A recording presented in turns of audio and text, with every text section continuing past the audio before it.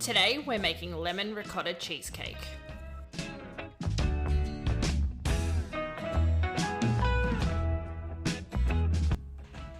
So let's get started. In our bowl we're going to add our smooth ricotta and our sugar. Then we're going to add our vanilla essence and our lemon rind and juice.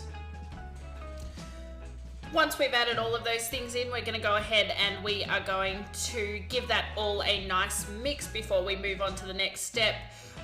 I would use a whisk to start off with. I don't know why you started off with a spatula, but it's much easier to do this with a whisk. So you'll see me swap over to a whisk in a minute. Once we've got all that combined, we're going to go ahead and add our eggs. So you want to add your eggs one at a time and get them all nice and incorporated.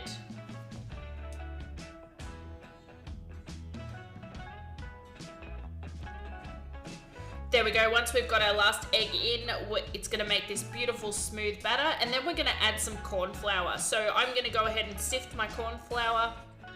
I would suggest sifting it because you don't really want to end up with clumps of corn flour inside your nice smooth batter. And then we're going to give that a nice whisk until that's all incorporated, and that's really our batter done. It's a really simple cheesecake recipe. This recipe doesn't have a base, so you don't have to worry about crushing biscuits.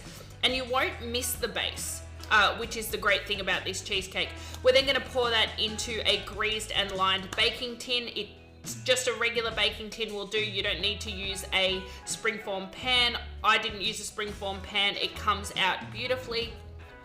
And we're just going to get everything scraped in. We're going to place it into a 160-degree preheated oven, and we're going to bake it for about an hour or until it's just jiggly in the center.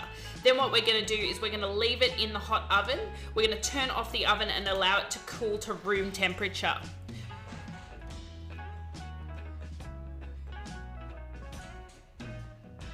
Okay, so once it's cooled completely, we're going to go ahead and cover that with a plastic wrap, or I have these reusable plastic covers that I use, and we're going to place it in the fridge until it's completely chilled.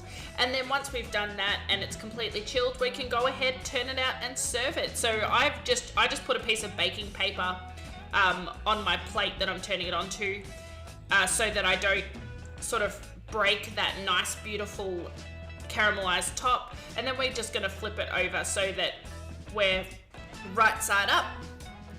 Make sure that you do go ahead and peel off the baking paper from the bottom before you turn it over, so you don't do what I did and forget to peel it off. And there we go, that's the cheesecake done. All there is to do is go ahead and cut it and serve it. This is a great cheesecake to take to parties. It's really quick, it's really easy. People will love it. As always, the link to the recipe is down in the description. If you like this video, please consider subscribing. I hope you like this, I hope you make it, and I'll see you next time. Bye!